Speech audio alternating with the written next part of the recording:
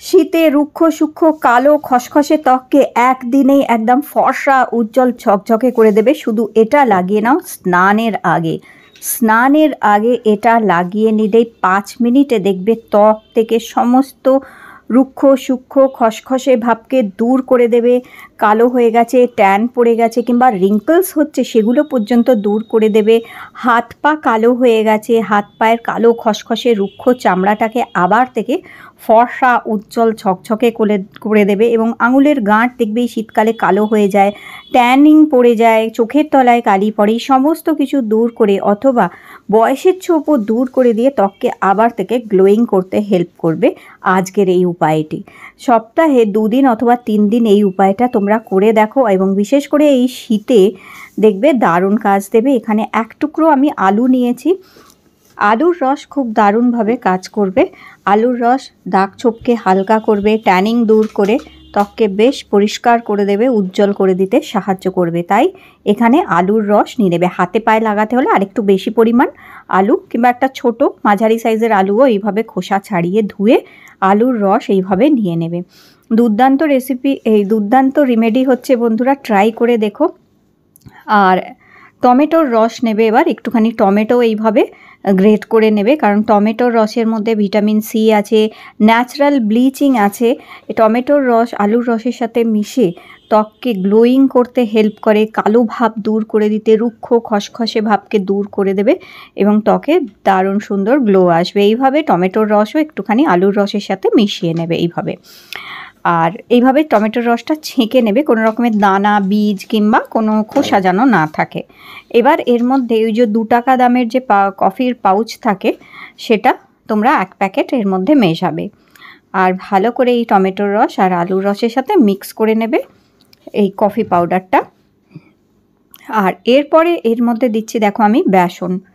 তো এখানে বেসন দিতে পারো আর অথবা চালের গুঁড়োও ব্যবহার করতে পারো, তবে আমি এখানে বেসন দিয়েছি 1 চামচ।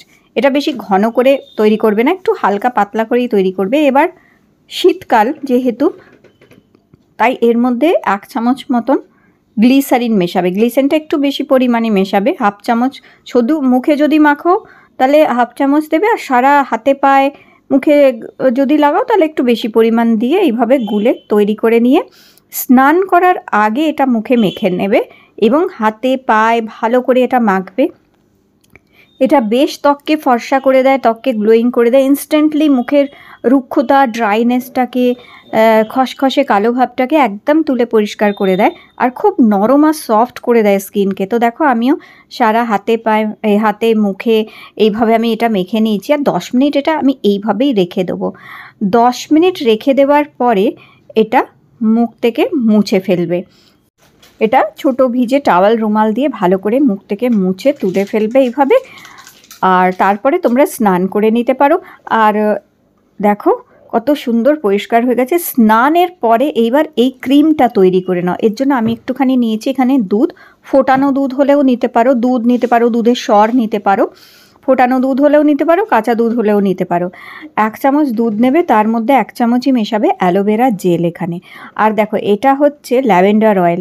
যদি ল্যাভেন্ডার অয়েল থাকে ভালো, ল্যাভেন্ডার অয়েল না থাকলে অ্যামন্ড অয়েল, যেটা বাদামের তেল যেটা হয়, অ্যামন্ড অয়েল মেশাবে। দেখো এখন তো শীতকাল, নারকেল তেলটা একটু জমে যায়, সেই কারণে আমন্ড অয়েল অথবা এরকম ল্যাভেন্ডার অয়েল যেটা থাকে সেটা এর মধ্যে 1/2 চামচ কিংবা 8-10 ফোঁটা মতন মিশিয়ে নেবে এই দুধের সাথে।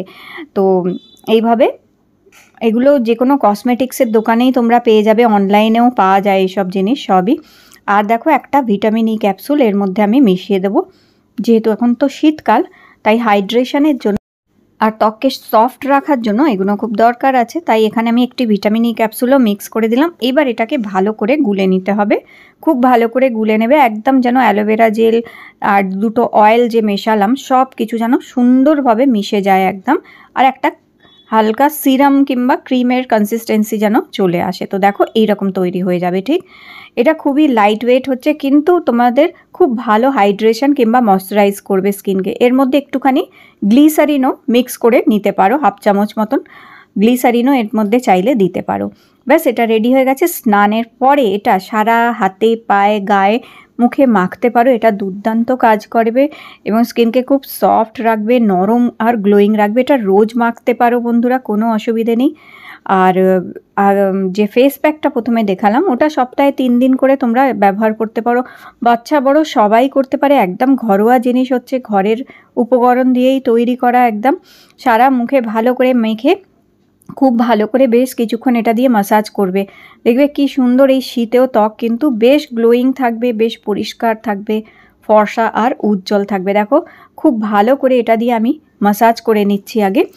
আর এইভাবে ম্যাসাজ করার পরে এটা দেখো আগারো রোজ কোয়ার্টস, এই যে ফেস রোলারটা, এর মধ্যে 3টা অ্যাটাচমেন্ট আছে। এটা দেখো লিফটিং অ্যাটাচমেন্ট, এটা হচ্ছে আই ম্যাসাজ অ্যাটাচমেন্ট, আর এই যে রোজ কোয়ার্টস ফেস রোলারটাও রয়েছে। এইটা দিয়ে তোমরা একটু ফেস ম্যাসাজ করতে পারো এই শীতকালেও, স্কিনে যাতে ব্লাড সার্কুলেশনটা ভালো থাকে, স্কিনটা টান টান হবে, গ্লোয়িং হবে, তার জন্য এটা দিয়ে ম্যাসাজ করতে পারো।